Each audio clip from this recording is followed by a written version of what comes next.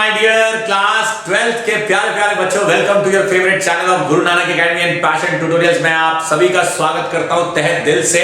Class 12th की physics में चल रही वेव ऑप्टिक्स की दमदार यूनिट, दमदार इसलिए क्योंकि बहुत इंपॉर्टेंट है और दूसरा इसलिए क्योंकि मैं आपको कॉन्सेप्ट क्लियर कराने के लिए लगा रहा हूं, अपना दम नहीं छोड़ रहा हूं, किसी भी कसर में कोई भी कमी, ताकि आपको सारा का सारा कॉन्सेप्ट मिल जाए पूरी तरह से अभी के अभी। कहने का मतलब यह कि मेरे वीडियो लेक्चर्स के माध्यम से मैं वेव ऑप्टिक्स को इंटरेस्टिंग बना रहा हूं और टॉपिक्स को आपके लिए आसान बना रहा हूं, ताकि आप जब भी पढ़ें तो आपको टॉपिक के प्रति इंटरेस्ट आए। सो आज का ये वीडियो लेक्चर हमारी वेव ऑप्टिक्स की अच्छी खासी सीरीज का वीडियो लेक्चर नंबर है वीडियो लेक्चर नंबर 6।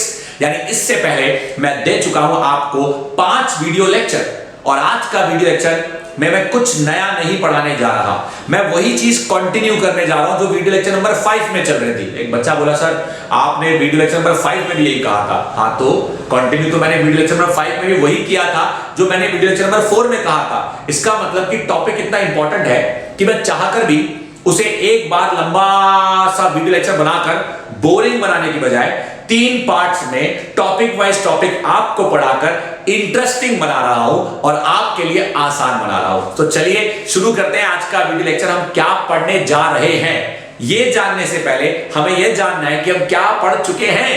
सो कोई भी ऐसा बच्चा जो आज का ये वीडियो लेक्चर पहली बार देख रहा है, बिना वीडियो लेक्चर नंबर 5 देखे या उससे पहले वाले वीडियो लेक्चर्स को देखे बिना आप आज का वीडियो लेक्चर देख रहे हो, तो मेरी आपको गुजारिश है कि पहले डिस्क्रिप्शन में जाओ, लिंक पे क्लिक करो, खुद को पहले वाले वीडियो लेक्चर दिखाओ और फिर लौट के वापस से यहीं आओ। तो चलिए मेरे प्यारे प्यारे क्लास 12th के बच्चों, आज का जो हमारा टॉपिक है it is a continued video lecture. मैं बोल रहा हूं और बता रहा हूं, continued video lecture of class 12 physics का वेव ऑप्टिक्स यूनिट, यानी क्लास 12 के फिजिक्स में पढ़े जाने वाली वेव ऑप्टिक्स यूनिट का आज का ये लेक्चर कंटिन्यूड वीडियो लेक्चर है।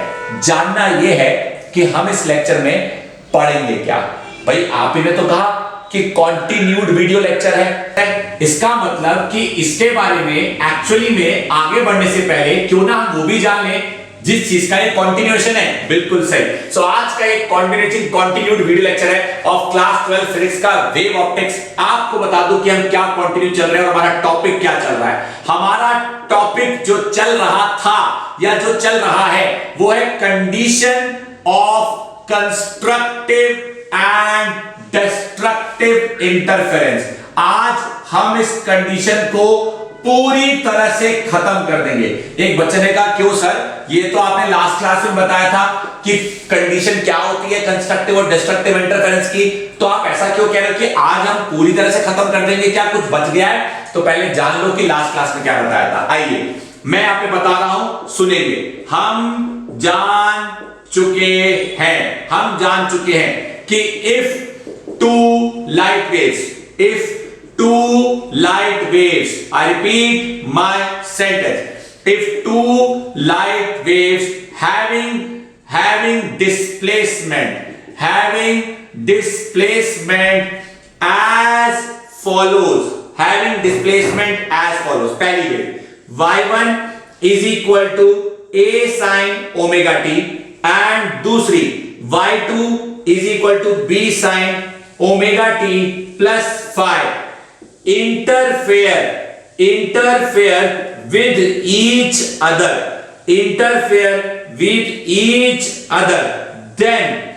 then on account of superposition, मेरी बात बहुत ध्यान से सुनना, then account of superposition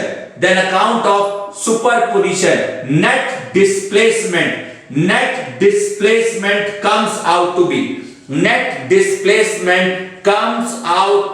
जो नेट डिस्प्लेसमेंट आती है वो क्या आती है? Net displacement comes out to be y net r sin omega t plus theta, जहां पे r is the net amplitude. और आपको याद होगा कि मैंने इससे पहले वाले वीडियो लेक्चर में r की डेरिवेशन कराई थी। Net amplitude given as follows. भाई आर तुम्हारा फॉर्मूला क्या है? तो आर निकल कर आया था कि r square is equal to a square plus b square plus 2ab cos phi, या फिर मैं सिंपल शब्दों में कह सकता हूं द एक्सप्रेशन, मेरे प्यारे प्यारे क्लास 12 के बच्चों, the expression of net resultant, the net resultant amplitude, the expression of net resultant amplitude is as follows, that is r is equal to under root a square plus b square plus 2ab cos phi. देख लीजिए, ये बहुत important है। अब हम क्या चाहते हैं? हम चाहते हैं कि या तो आर ना हो, आर मैक्स हो, या हम चाहते हैं कि आर ना हो, आर मिनिमम हो। आर मैक्स कब होगा? आर मैक्स तब होगा जब इंटरफेरेंस का टाइप कंस्ट्रक्टिव होगा। बिल्कुल सही आपने सुना। और आर मिनिमम तब होगा जब इंटरफेरेंस का टाइप डिस्ट्रक्टिव होगा। बिल्कुल सही सुना। अब कंस्ट्रक्टिव कब होगा और डिस्ट्रक्टिव कब होगा, उसी की तो कंडीशंस की बात हो रही है, उसी की तो कंडीशंस की बात हो रही है मेरे प्यारे प्यारे बच्चों। वो कंडीशन क्या है? तो ये जो बताया, ये सब कुछ इससे पहले वाले वीडियो लेक्चर में बहुत अच्छे से बता चुका हूं। आज इसी की कंटिन्यूएशन करते हुए मैं कंडीशन डिराइव करूंगा। तो अभी तो फिलहाल हमारे पास जगह बची है, तो इसे बाद में बिठाऊंगा। पहले हम बात करते हैं जगह की। चलो जी, अब कंस्ट्रक्टिव के लिए मैं यहां लिखूंगा for constructive interference, for constructive interference हम चाहते हैं कि cos phi max यानी 1 हो, दैट इज जब cos phi 1 होगा तब r का square is equal to under root a square plus b square plus 2ab, साथ में cos phi 1 होगा तब r का स्क्वायर अंडर रूट में a प्लस बी का होल स्क्वायर, यानी r का स्क्वायर। कहने का मतलब ये कि एक मिनट, मैंने क्या मिस्टेक कर दी, r स्क्वायर तो लिख दिया, अभी तो सीधा r लिखूंगा ना, r स्क्वायर तो पहले होता था, अभी तो r स्क्वायर लिखूंगा, रूट आ चुका है, तब r is equal to a plus b होगा। That is r max is equal to a plus b होगा। मेरे प्यारे प्यारे क्लास 12 के बच्चों, एक बार जरा इस पूरी सी बात पे नजर डाल लीजिए ताकि आपके दिमाग में और आपके जहन दोनों में यह बात बैठ जाए कि आर मैक्स कब होगा। तो बहुत सिंपल सी बात है, हमारे पास एक लाइट वेव है भैया जिसका एम्पलीट्यूड ए है, हमारे पास एक दूसरी लाइट वेव है जिसका एम्पलीट्यूड बी है, और दोनों लाइट वेव्स के बीच में कुछ कांस्टेंट फेज डिफरेंस फाई है। हम क्या चाहते हैं, याद करो, मैंने से पहले वाले वीडियो लेक्चर में शोल्डर का एग्जांपल दिया था कि अगर दोनों हाथ साथ साथ चलेंगे तो आपको मेरा सिर्फ राइट दिखाई देगा, आपको मेरा लेफ्ट नहीं दिखाई देगा, because both of them are superimposing with each other, and what you will see is a resultant intensity which is equal to the algebraic sum of the individual amplitude. But what if I do like this? Just have a careful look. यहां पे दोनों के बीच में एक phase difference आ चुका है, मतलब कि इंटेंसिटी गड़बड़ा जाएगी। जी हां, इंटेंसिटी गड़बड़ा जाएगी, मतलब कि a माइनस बी होगा। सिंपल सी बात है, अगर a बड़ा हुआ b से या b माइनस a होगा अगर b बड़ा हुआ a से, तो कंस्ट्रक्टिव इंटरफेरेंस में डायरेक्ट दो वेव्स का एम्पलीट्यूड ऐड हो जाता है तब जब cos phi 1 होता है। और cos phi 1 कब होगा? जब phi 0 होगा। एक बच्चे ने बोला y 0, 2 पाई भी हो सकता है, 4 पाई भी हो सकता है, 6 पाई पे भी हो सकता है, 8 पाई पे भी हो सकता है। हाँ, यानी cos phi की वैल्यू 1 सिर्फ phi के 0 होने पे हो ये जरूरी है नहीं। phi की वैल्यू 1 2 पाई पे भी हो सकती है, 4 पाई पे भी हो सकती है, 8 पाई पे भी हो सकती है। ये बात अभी समझ आई दिमाग में? मैं लिखूंगा दोबारा से, अभी से दिमाग में उठाओ। हाँ सर, पल्ले पड़ गई। सेकंड कंडीशन सुनो।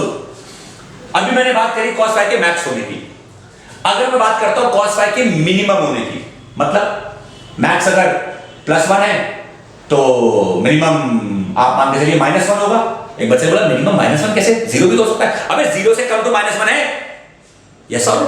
तो अगर cos phi -1 होगा तो r के फॉर्मूले में a² + b² + 2ab into -1 a² + b² - 2ab बनेगा। और अगर ये a² + b² - 2ab बना तो ये a - b का होल स्क्वायर बनेगा। a - b का होल स्क्वायर, स्क्वायर और रूट कटेगा तो r जो मुझे प्राप्त होगा वो r मैक्स नहीं, वो रैदर r मिनिमम प्राप्त होगा। और r मिनिमम a - b होगा डिस्ट्रक्टिव इंटरफेरेंस के केस में, r मैक्स a + b होगा कंस्ट्रक्टिव इंटरफेरेंस के केस में। इसी को हम कहते हैं मैक्सिमम इंटेंसिटी या मैक्सिमम एम्पलीट्यूड, मिनिमम इंटेंसिटी या मिनिमम एम्पलीट्यूड। तो सर फिर कंडीशन क्या है? कंडीशन बोल तो दी। The condition for a maximum intensity or the condition for a constructive interference is that the phase difference should be maximum in case of constructive interference. The phase difference should be minimum in case of destructive interference. अब इस चीज को लिखते कैसे हैं ये बताने जा रहा हूं। आइए मेरे प्यारे प्यारे क्लास 12th के प्यारे प्यारे बच्चों, जो हूं बताने जा रहा, जो हूं समझाने जा रहा, उस पे देना पूरा ध्यान ताकि ना हो कोई बच्चा जरा भी परेशान। तो जो मैं बता रहा हूं उस पर ध्यान देना। बहुत इंटरेस्टिंग तरीके से बताऊंगा, बहुत यूनिक तरीके से बताऊंगा ताकि आपको समझ आए। हम बात कर रहे हैं, सबसे पहले बात करते हैं कंडीशन ऑफ कंस्ट्रक्टिव इंटरफेरेंस की। सुनना, कंडीशन फॉर कंस्ट्रक्टिव इंटरफेरेंस की पहले बात इसकी करते हैं। अगर जगह बची बोर्ड पे तो डिस्ट्रक्टिव इंटरफेरेंस की बात कर दूंगा। सुन लीजिए, as we know that r is equal to under root a square plus b square plus 2ab cos phi। तो हम यहां लिखेंगे for r to be max cos phi should be max, and if cos phi comes out to be max, that is cos phi should be equal to 1.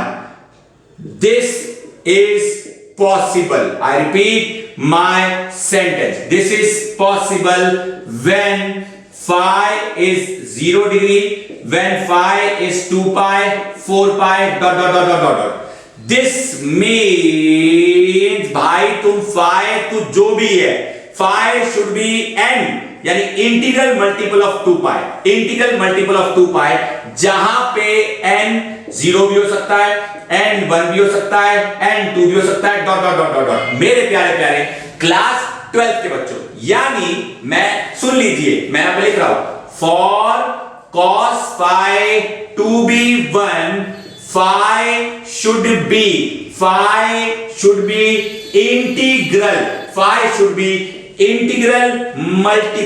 integral multiple of 2 pi। बोलो ये बात समझ आई कि नहीं आई? पहले देखो तसल्ली से देखो, मन भर के देखो। अगर कोई डाउट आ जाए तो फिर थोड़ा सा पीछे जाके देखो, या फिर भी डाउट आ जाए तो मेरी सजेशन है कि इस वीडियो को बंद करो, पहले जाके वीडियो लेक्चर नंबर 5 देखो, ताकि आपको पुरानी बातें याद आ जाएं और यहां की बात समझ आ जाए। तो मैंने जो बताया, आई होप वो आपको समझ आया कि what is the condition for the cos phi to be maximum, यानी cos phi को 1 होने के लिए phi should be integral multiple of 2 pi। कुछ भी हो सकता है, अब सुनना मेरी बात, सुनो।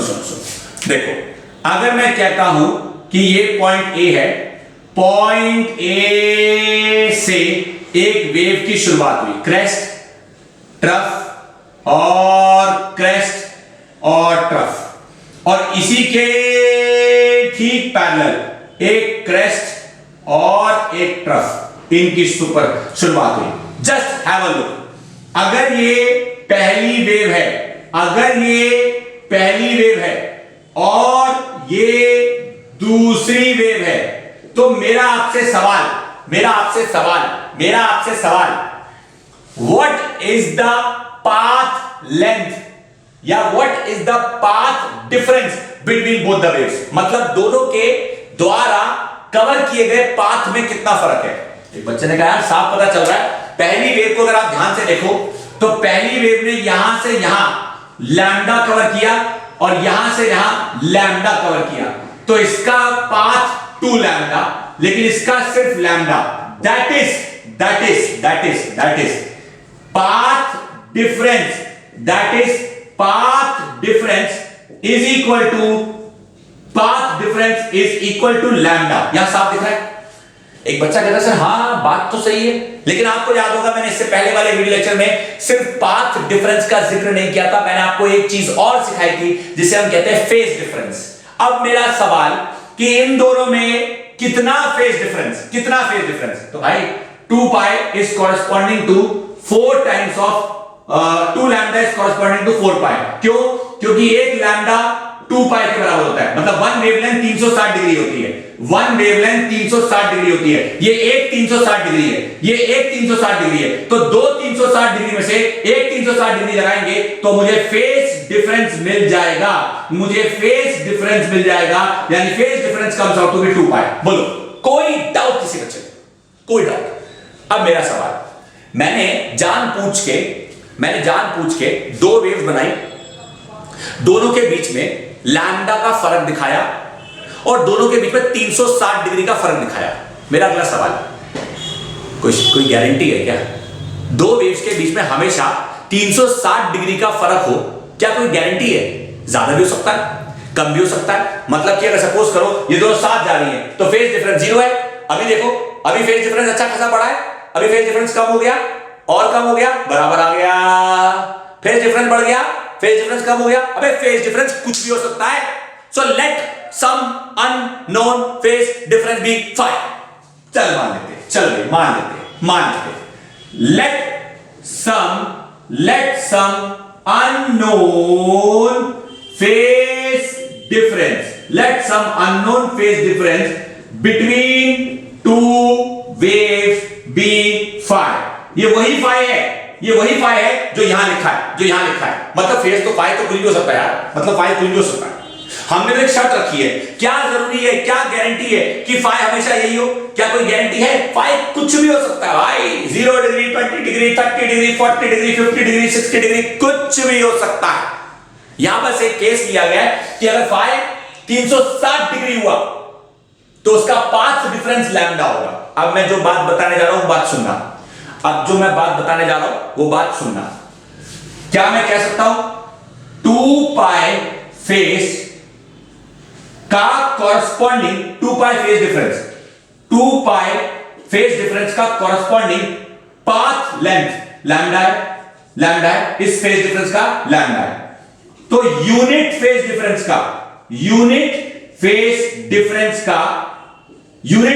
का पाथ लेंथ क्या होगा? लैम्डा बाय 2 पाई। अब 2 पाई तेरा पाथ लेंथ लैम्डा, अब यूनिट का पाथ लेंथ लैम्डा बाय 2 पाई, तो भाई फिर फाई का क्या होगा? देन फाई फेज डिफरेंस का path length will be lambda by 2 pi multiplied by 5। बोलो, जवाब दो, समझ आया कि नहीं आया? पहले देखो, फिर खोरो, फिर समझो, और आए मन में कोई सवाल तो मेरे प्यारे क्लास 12 के बच्चों मचा देना बवाल, बिल्कुल मचा देना। कैसे मचाना है आप अच्छी तरह जानते हो। फोन करो, व्हाट्सएप करो, कॉल करो, नहीं समझ आए तो गाली देके कॉल करो, बात करो कि सती नहीं समझ आया, क्या समझाते हो यार, ऐसे तारीफ में कह देना, या मैसेज कर देना, कमेंट कर देना, लाइक कर देना, जो आपको अच्छा लगे वो कर देना, लेकिन कॉन्सेप्ट की क्लैरिटी होनी चाहिए। नहीं समझ आए डिस्टर्ब करो, मैसेज करो, पूछो, मैं मना कभी नहीं करूंगा। इच्छा तो जगाओ सीखने की, हम तो जान देने को हाजिर हैं। बात आपको समझ आनी चाहिए, हम समझाने को हमेशा हाजिर हैं। कॉन्सेप्ट क्लियर होना चाहिए भाई। एक lambda, 1 lambda is equal to 360 degree. सो कहना ऐसे 360 डिग्री बराबर लैम्डा। इफ 360 डिग्री बराबर लैम्डा तो 1 डिग्री बराबर लैम्डा बटा 360। इफ 1 डिग्री बराबर लैम्डा बटा 360 तो 5 degree is equal to lambda बटा 2 पाई इंटू 5। हाँ या ना? लैम्डा बटा 2 पाई इंटू 5। अब मुझे बताओ यार, 2 पाई तेरा पाथ डिफरेंस या तेरी पाथ लेंथ लैम्डा के बराबर थी, तो दिस 5 फेज डिफरेंस का पाथ लेंथ कुछ तो होगा, यानी इसका जो पाथ लेंथ है वो ये है, इस पाथ लेंथ का कुछ तो नाम होगा। आइए इस पाथ लेंथ का नाम रख देते हैं हम x। क्या रख देते हैं? x। अगर इस पाथ लेंथ का नाम मैं x रखता हूं तो ये चीज आपको समझाने के लिए थी, इसे मैं हटा रहा हूं। अगर कोई बच्चा समझना चाहे तो प्लीज वीडियो पॉज करके वापस चले जाना, प्लीज वीडियो पॉज करके वापस चले जाना। So therefore we can write the path length of, या हम कह सकते हैं पाथ लेंथ कह लीजिए, या आप कह सकते हैं पाथ डिफरेंस। रादर मुझे पाथ लेंथ नहीं कहना चाहिए, पाथ डिफरेंस कहना चाहिए। We can write the path difference of two waves corresponding, we can write the path difference of two waves corresponding to phase difference phi will be x। इसे x माना गया। एक बच्चा देखा सर यहां पे आपने लिखा था फाई फेज डिफरेंस का पाथ लेंथ की जगह मुझे करना चाहिए पाथ डिफरेंस। क्यों? क्योंकि 2 पाई फेज डिफरेंस का पाथ डिफरेंस कितना? लैम्डा। तो यूनिट फेज डिफरेंस का पाथ डिफरेंस कितना? लैम्डा बाय 2 पाई। तो 5 फेज डिफरेंस का पाथ डिफरेंस कितना? लैम्डा बटा 2 पाई into 5। So we can write the path difference of two waves corresponding to the phase difference phi will be lambda bata 2 pi multiplied by 5। but phi is equal to 2n pi। एक बच्चा कहता है ये कहां पढ़ा हमने? अबे मत भूलो। तो this but यहां से आया। So therefore x is equal to lambda bata 2 pi multiplied by n into 2 pi। 2 pi से 2 pi cancel, so it comes out to be n lambda। That is x is equal to n lambda is the condition of constructive interference. आप देखोगे आगे जाके ये काम आएगा, जो बच्चे आज सुन रहे हैं आगे जाके ये काम आएगा। Condition for constructive interference, this means that the condition or the foremost condition of constructive interference between two waves having phase difference phi is that their path difference should be integral multiple of the wavelength। देखो integral multiple of wavelength, इस बात को मैं चाहूंगा कि यहां पे मैं लाल पेन से लिखूं, भैया हेडिंग तुम हट जाओ, बहुत हुआ तुम्हारे बारे में सोचना, आ जाओ। तो कंडीशन फॉर कंस्ट्रक्टिव इंटरफेरेंस क्या है? आइए, the foremost condition for constructive interference to take place between two waves having phase difference phi is that their path difference should be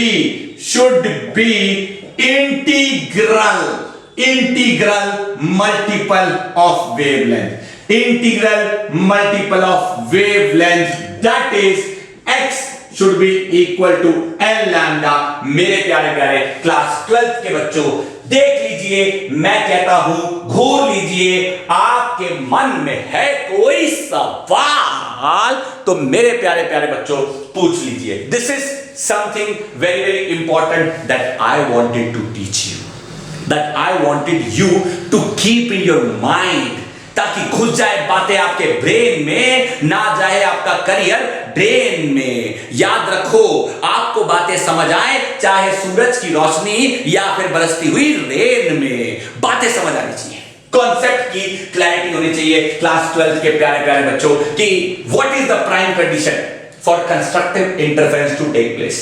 तो कंस्ट्रक्टिव इंटरफेरेंस होने की प्राइम कंडीशन है that the path difference, दो waves हैं भैया, दो waves के बीच में जो पाथ डिफरेंस है, अगर वो उनकी वेवलेंथ का इंटीग्रल मल्टीपल होता है तो समझो उनका कंस्ट्रक्टिव इंटरफेरेंस होगा, अगर नहीं होता तो इसका मतलब कंस्ट्रक्टिव इंटरफेरेंस नहीं होगा। एक बच्चा कहता है अगर कंस्ट्रक्टिव नहीं होगा तो उसका मतलब डिस्ट्रक्टिव तो होगा ना। अगर कंस्ट्रक्टिव की कंडीशन x = n लैम्डा तो फिर डिस्ट्रक्टिव की कंडीशन क्या है?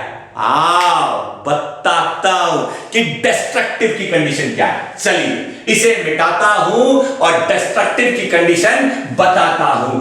मेरे प्यारे क्लास 12th के बच्चों, देना इस बात पे आधा नहीं पूरा तुम ध्यान बच्चों, ताकि बातें तुम्हें आधी नहीं पूरी समझ आए मेरे प्यारे प्यारे क्लास 12 के बच्चों। देखिए क्या है मेरा कॉन्सेप्ट। आइए बात करने जा रहा हूं कंडीशन ऑफ डिस्ट्रक्टिव इंटरफेरेंस की, कंडीशन फॉर डिस्ट्रक्टिव इंटरफेरेंस की, यानी डिस्ट्रक्टिव इंटरफेरेंस की कंडीशन क्या है।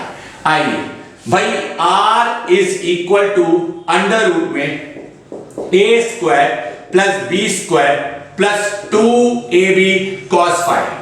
अब मैं यहां लिख रहा हूं for R to be minimum. अगर मैं चाहता हूं कि R क्या हो, मिनिमम, ये मैं चाहता हूं, तो उसके लिए फाइ शुड बी, यहां फाइ क्यों लिख रहा हूं, फॉर उसके लिए cos phi should be minimum, cos phi should be minimum, that is cos phi should be equal to -1। और ये कब होगा, ये तब होगा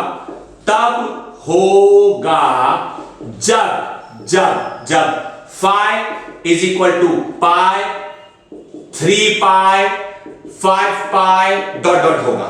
that is phi तू जो भी होगा, तू जो भी होगा, तो 2n-1 odd integral multiple of pi होगा, two odd integral multiple of pi होगा, वेयर n कैन बी हम कह सकते हैं कि 1, where n can be 2 and dot dot dot dot etcetera. मेरे प्यारे प्यारे प्यारे प्यारे क्लास 12 के बच्चों, देखो पहले इतनी बात को अच्छे से देखो कि cos phi मिनिमम कब होगा। क्या ये बात आपको समझ आई कि cos phi मिनिमम कब होगा? तो cos phi मिनिमम तब होगा जब cos phi की वैल्यू -1 होगी, और cos phi तेरी वैल्यू -1 तब होगी जब pi 3 pi या 5 pi होगा, और ये pi 3 pi 5 pi तब होगा जब phi ऐसा होगा।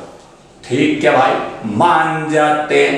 अब तब जाके R is equal to under root a square plus b square plus 2ab -1, यानी R जाके a माइनस बी का होल स्क्वायर, या R minimum a minus b होगा।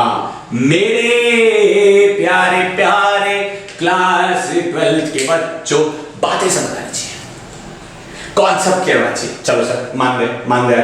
अब देखो, सुनो मेरी बात, सुनो। हम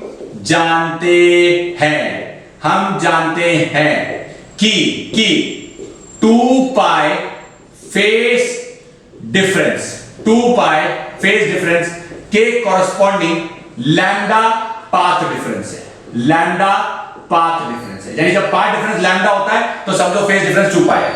तो यूनिट फेस डिफरेंस का path difference lambda by 2 pi होगा।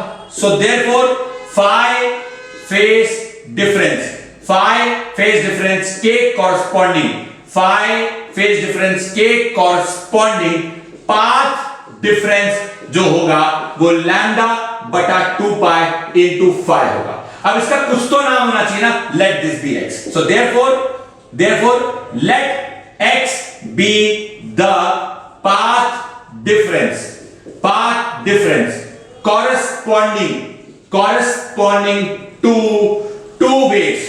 corresponding to two waves having phi phase difference, therefore x is equal to lambda बटा 2 pi multiplied by phi। मेरे प्यारे प्यारे क्लास 12 के बच्चों, है मेरी एक छोटी सी गुजारिश, चाहे पड़ जाए धूप भयंकर या सर्दी भयंकर या बारिश, आपसे है मेरे दिल से निकलती एक सिफारिश कि देखो इस बात को पूरा ध्यान से, ताकि नहीं हो कोई मेरा बच्चा किसी बात परेशान से।